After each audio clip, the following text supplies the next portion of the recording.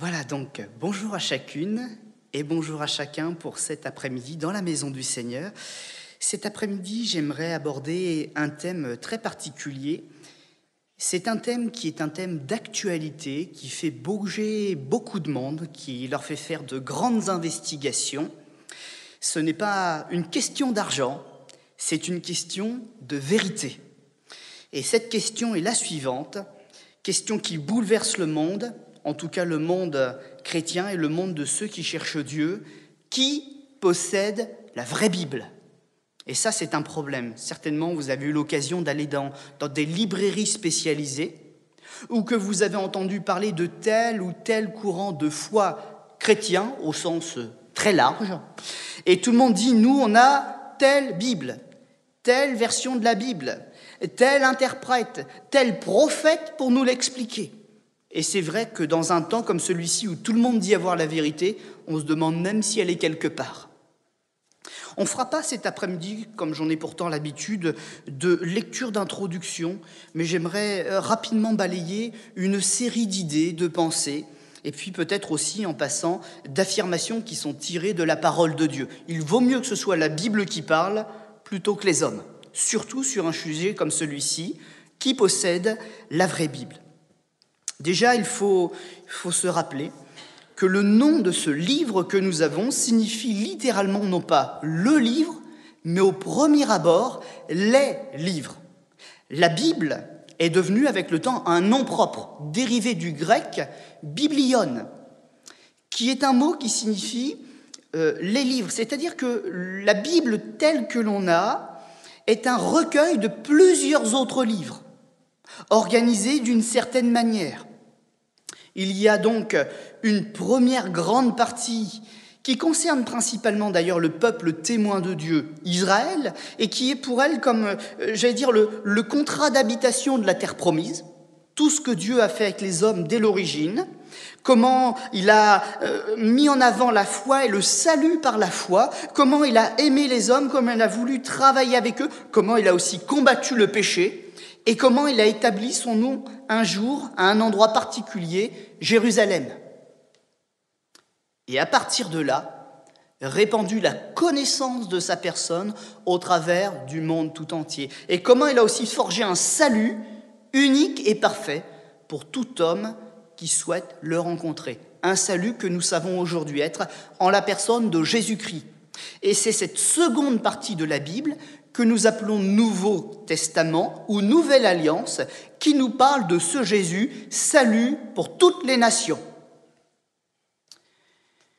Cette Bible, vous l'aurez compris, elle a toute une histoire.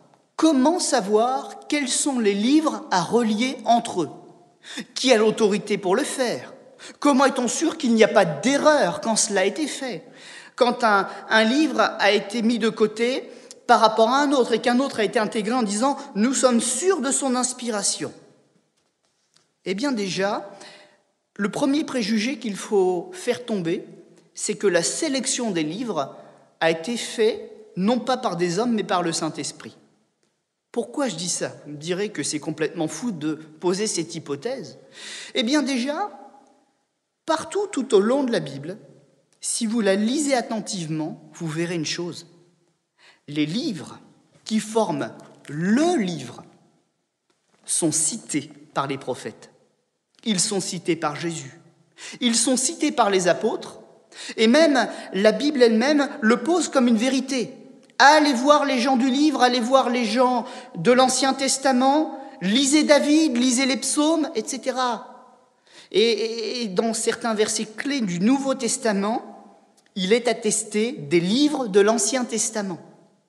Et les vérités annoncées dans l'Ancien Testament prennent corps et réalité avec la personne de Jésus. Même des textes qui semblaient complètement obscurs sont éclairés par ce qui s'est passé au temps de Jésus. Voilà donc une première chose pour nous emmener sur cette réponse. Qui possède la vraie Bible? Eh bien déjà ceux qui la prennent dans son intégralité. Ancien et Nouveau Testament. On a besoin des deux, parce que l'un annonce l'autre, et l'autre atteste de la véracité de tout ce qui était annoncé avant. Il y a donc déjà deux témoins. Deux témoins qui nous montrent non pas simplement des vérités générales, mais vous verrez que dans les plus petits détails de l'Écriture, tout est accompli. Le fameux sceau de Jésus à la croix, tout est accompli. Dans l'Ancien Testament, du temps des psaumes, il est question de Jésus qui va être vendu. Dans Ésaïe, il est montré des choses extraordinaires sur la personnalité de Jésus, sur sa façon de travailler. Et à l'époque, mes amis, c'était choquant de pouvoir parler du Messie comme ça. Et quand il est venu, il était effectivement ainsi. Ça n'a pas empêché les gens d'être choqués. Mais tout a été parfaitement accompli. Il y a des choses aussi qui sont très importantes. Pour savoir si la Bible est vraie, il faut voir ce qu'elle nous demande de faire pour la lire. C'est-à-dire que les règles d'interprétation de la parole de Dieu ne viennent pas de gens intelligents qui les ont trouvées tout seuls. Si vous lisez la Bible, elle s'interprète d'elle-même. Elle pose elle-même les règles de son interprétation. Quand un texte doit être spiritualisé, je pense par exemple aux paraboles, qui sont des images, on pourrait leur faire dire tout ce que l'on veut leur faire dire. Et pourtant, dans la Bible, il y a des règles très fortes sur chaque symbole utilisé qui nous obligent à rester dans des cadres précis et à ne pas en sortir. Et cela est vrai pour les contextes historiques, politiques, etc. La Bible a été écrite d'une manière aussi très particulière. C'est aussi l'un des éléments qui nous fait choisir un livre écrit par Jean, d'un imposteur qui se serait fait appeler Jean. Il y a une continuité de pensée parfaite dans tous les livres qui ont été véritablement insufflés du Saint-Esprit. Vous savez que des faussaires, il y en a un paquet. Des apocalypses de Jean, vous en avez une trentaine. Je pourrais peut-être, si c'est à notre portée, vous en amener une trentaine, puis vous dire, voilà, lisez-les tous, lequel est le vrai? On cherche. Aucun homme n'est suffisant pour ça. Aucun homme ne peut être à la place de Dieu et dire, voilà, ça c'est ce que j'ai voulu écrire. Alors il fallait, et Dieu dans sa sagesse l'a fait, que nous ayons gravé dans les écrits qui sont attestés comme vrais, les règles qui nous prouvent que ce qui est parvenu jusqu'à nous est la vérité authentique. Et de bien des manières, la parole de Dieu se défend elle-même. Nous n'avons pas à la défendre, nous avons à la chérir, nous avons à l'aimer, à la sonder, à apprendre d'elle, à voir même en elle un miroir de notre âme pour nous remettre en question. Mais la parole de Dieu, c'est la parole de Dieu. Elle a été donnée par lui, elle est défendue par lui, et même, à un moment, il est écrit une promesse. C'est qu'elle est gravée dans le ciel. C'est-à-dire que si quelqu'un est face à une Bible qui aurait été falsifiée, est en train de lire et de s'attacher à une parole fausse, et que cette même personne se mette à genoux, l'auteur, qui n'est pas un homme mais le Saint-Esprit, viendrait lui dire, là mon ami, il y a un défaut. Nous corrigerons ensemble le défaut. Ce n'est pas un prophète de vous le dire, parce que maintenant nous ne sommes plus au temps des prophètes, en tout cas pas de la nature de prophètes qu'on pouvait avoir dans l'Ancien Testament qui guidaient le peuple. Nous avons aujourd'hui des prophètes qui sont des personnes d'inspiration pour consoler, pour guérir, etc. Pour aider l'Église à entrer dans ses œuvres, pour la tenir ferme au moment des tempêtes, pour qu'elle ne quitte pas le cap.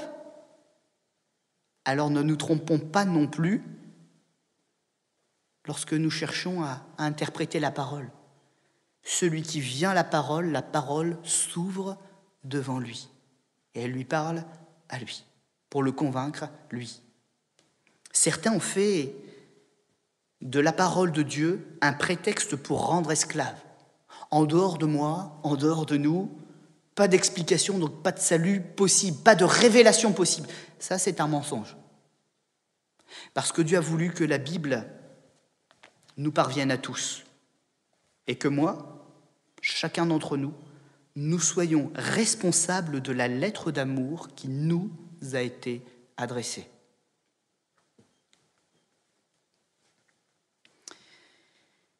La Bible, et c'est ce que je disais avant de faire ma petite digression, elle a quelque chose déjà qui me saisit.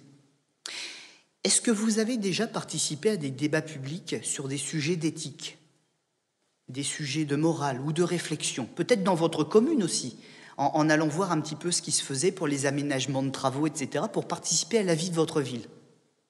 Je ne sais pas si ça vous est déjà arrivé, mais moi j'ai noté une chose, c'est que même quand toutes les personnes sont d'accord sur un principe, après les votes du principe, derrière, tout le monde a encore une interprétation, on se rend compte qu'on n'a pas tous compris qu'il faut encore continuer de travailler pour marcher dans la même direction, et qu'il faut encore un peu de temps pour que ça avance. Eh bien, mes amis, je vois qu'avec une quarantaine, non pas d'auteurs, mais de rédacteurs de la parole de Dieu, sur un temps extrêmement long, des centaines et des centaines d'années, on tape même dans les milliers d'années, il y a un seul discours qui ne se contredit jamais. Un seul. Si on devait mettre dans la Bible un livre qui possède la moindre tâche par rapport au discours de Dieu, eh bien tout de suite on pourrait dire il est faux. Si quelqu'un vient dans la parole de Dieu en vous disant « Peut-être que mon ancêtre, quand il a rédigé, a commis quelques erreurs », déjà ce livre, vous le prenez, vous le retirez. C'est le cas de ces livres que l'on appelle deutérocanoniques ou apocryphes. Certains, qui s'appellent notamment syracides, commencent ainsi, avec des excuses sur la véracité du texte.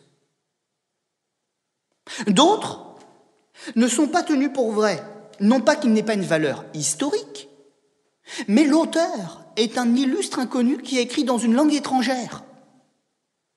Ce n'était pas la langue de ceux auxquels le Seigneur a confié la responsabilité de garder sa parole. S'ils ne sont pas les gardiens officiels, et si en plus il y a des choses à redire sur l'auteur, nous ne pouvons pas garder ce livre. On peut le garder dans le sens ne pas perdre l'histoire, parce que tout livre écrit a quand même un intérêt, transmet un enseignement, ouvre les yeux, nous permet de comprendre des contextes. Mais il ne peut pas être tenu pour saint et parole de Dieu. Et il y a comme ça différentes démonstrations que nous pourrions aborder ensemble, mais mon but n'est pas de tout dire. Mon but est de mettre des pensées, de nous emmener plus loin dans notre raisonnement. Certains vont dire que la parole de Dieu, la vraie parole de Dieu, ne sont que les mots prononcés par Dieu. Mais c'est pas vrai non plus. La parole de Dieu, c'est pas ça. La parole de Dieu, déjà, c'est une personne. C'est Jésus-Christ. Et le Saint-Esprit, quand il a guidé dans l'inspiration les hommes qui ont écrit, il leur a parlé de Jésus. Et eux, ils ont rédigé ce que le Saint-Esprit leur mettait à cœur, mais également les expériences qu'ils ont vécues avec Dieu. Donc certains de ces hommes ont parlé de ce qu'eux avaient vécu. C'est pas ce qui est sorti de la bouche de Dieu, mais c'est de la rencontre avec le vivant dont ils parlent. Dans la Bible, nous trouvons aussi, alors là, accrochez-vous bien, des paroles du diable. Parce que le diable, il a parlé. Et pourtant, nous continuons d'appeler ce livre la parole de Dieu. C'est bizarre. Alors, qu'est-ce que c'est qu'en fait la parole de Dieu et comment faut-il le comprendre? Eh bien, quand on parle de la parole de Dieu, on devrait dire c'est la volonté de Dieu pour l'homme. Toutes les choses qu'il veut que l'homme sache, tienne pour vraies, pour indiscutables, et pour lesquelles il veut que l'être humain remette de l'ordre dans sa vie et se plie à ce que Dieu lui enseigne. Ce livre reflète la volonté de Dieu. Il dévoile les pièges. Il dévoile les moments où Dieu a créé. Il dévoile les mensonges, les attitudes de cœur, mais il révèle aussi toute l'intention bienveillante qu'il a à l'égard de l'être humain qu'il veut remettre dans un rôle d'honneur.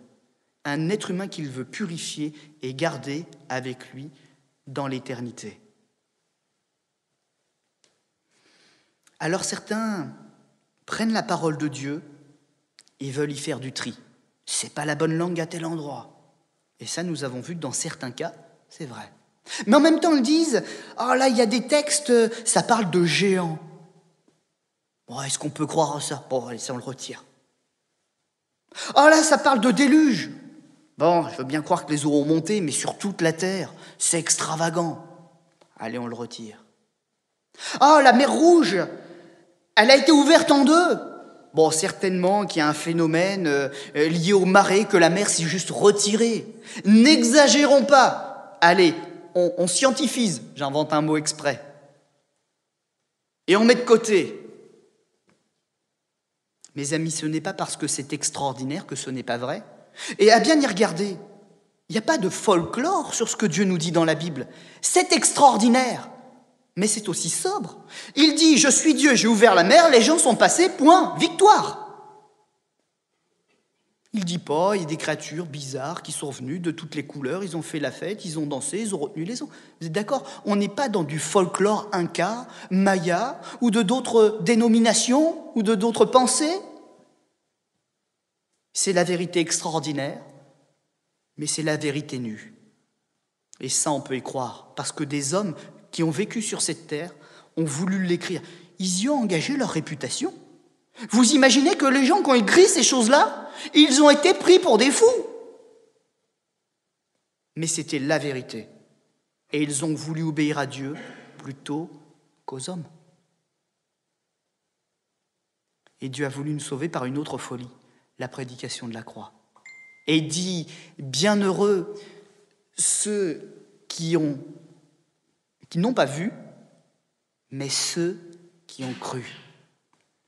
Et je vais vous dire une autre chose. En quoi savons-nous que nous avons la vraie Bible? C'est parce que ce qu'elle dit et ce qu'elle annonce s'accomplit pour nous aussi aujourd'hui.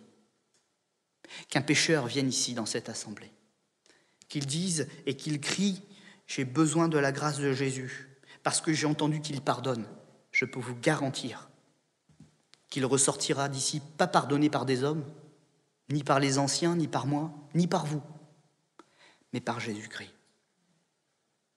C'est une parole qui s'expérimente. Et voilà l'un des filtres par lesquels nous savons que nous avons la vraie parole de Dieu. Alors certains diront, mais oui, mais toi tu l'as en français, c'est une langue plus faible, beaucoup plus faible que la langue originale. Seule la langue originale est la vraie parole de Dieu.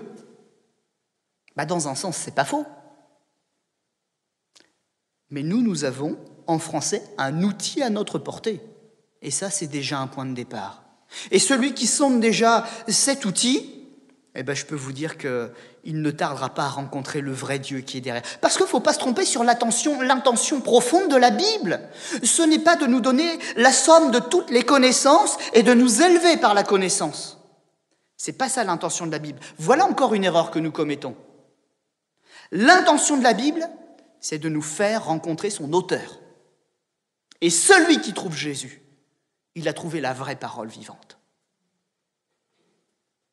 Que donc, ceux qui ont une Bible à la maison se rassurent, parce que s'ils sont conduits par Jésus, et s'ils sont conduits vers Jésus, ils auront l'assurance que tout est possible. Parce que ce n'est pas la Bible, ce n'est pas la lettre qui a franchi. Elle tue, elle condamne.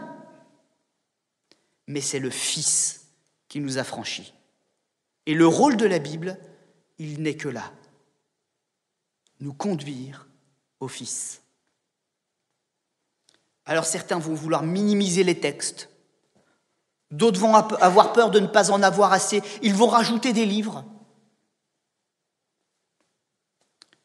Et ce qu'il faut, c'est accepter ce que Dieu nous dit. Que nous sommes pécheurs et donc séparés de lui. Mais que dans son amour, il a voulu aller vers la réconciliation avec nous. Changer notre cœur, changer notre vie. Et même là, c'est un mystère, et pour lequel il faut une révélation. Il a voulu changer notre nature, pour que tout à nouveau, nous lui ressemblions et qu'il n'y ait plus d'entrave à le suivre dans l'éternité. La Bible est composée de différentes manières, je l'ai dit tout à l'heure, on ne va peut-être pas, en tout cas dans cette pensée de cet après-midi, tout expérimenter, tout dire. Mais j'aimerais que nous puissions garder cela sur notre cœur, c'est qu'il ne faut pas douter du désir de Dieu que nous recevions aussi la vraie parole. On n'est pas à la poursuite d'un livre, il ne faut pas se tromper d'objectif.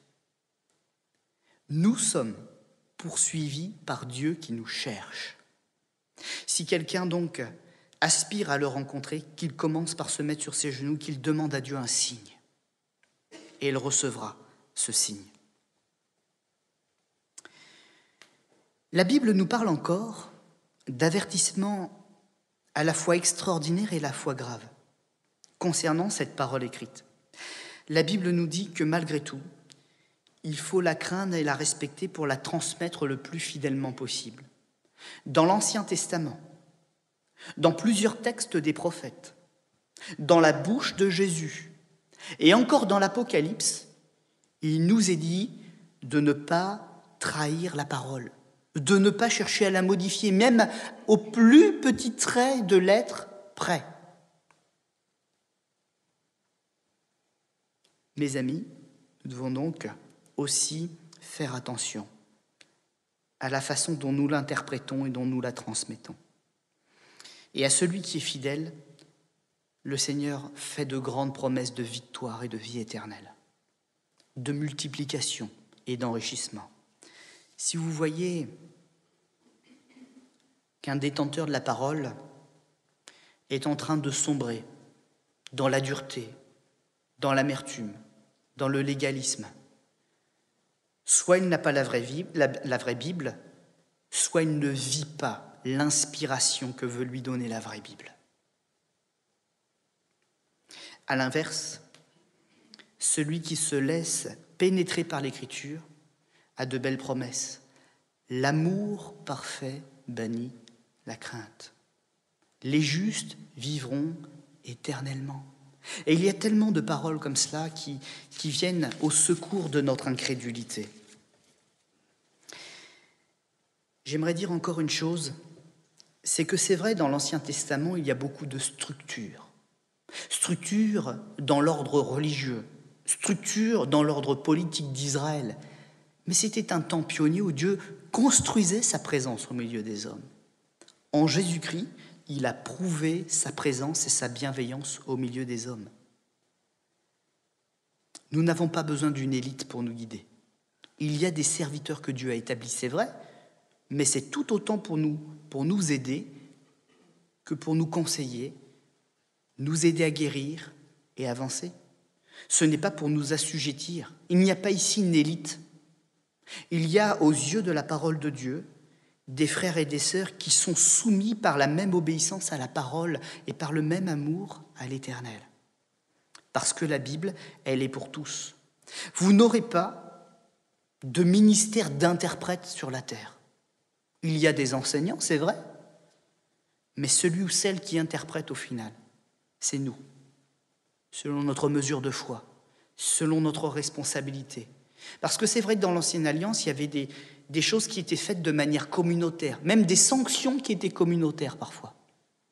Mais dans la grâce, nous seuls sommes tenus comme coupables de nos erreurs. Et de la même manière, si nous seuls voulons marcher avec le Seigneur, envers et contre tout, eh bien nous serons justifiés. Et ce pouvoir, Dieu l'a donné à ses enfants. Il nous a donné le pouvoir de devenir enfants de Dieu.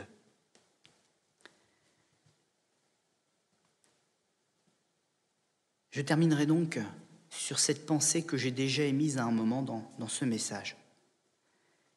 C'est que face à la parole, si notre cœur veut être rassuré, eh bien, tournons notre cœur vers l'expérimentation. Dieu a fait des promesses pour chaque homme. C'est vrai que nous ne verrons pas toutes les promesses de la Bible forcément s'accomplir pour nous. Peut-être qu'une personne n'est pas malade, elle n'a pas besoin de la guérison. Ou qu'elle a juste un rhume, elle n'a peut-être pas besoin d'un miracle. Les promesses sont toutes là, mais elles ne sont peut-être pas toutes pour nous. Et il se passe quelque chose de particulier à la lecture de la Bible. Et ça, je vous encourage justement à l'expérimenter. C'est que quand vous allez la lire, elle va vous parler. Il y a des phrases qui vont être là comme si elles avaient été écrites de toute éternité pour vous. Et ces paroles-là auront dans votre cœur un écho qu'elle n'a pas dans le cœur d'une même personne qui habite dans la même maison que vous. Parce que ce sera la parole de Dieu pour aujourd'hui et pour votre vie. Et vous saurez par là que quelqu'un vous a touché. Non pas un livre, non pas juste une pensée posée par écrit, mais véritablement c'était une intention de l'auteur derrière le texte. Moi, je vous encourage à prier, à lire la Bible et à expérimenter le salut de Dieu en Jésus-Christ. Amen. On va incliner notre front un instant.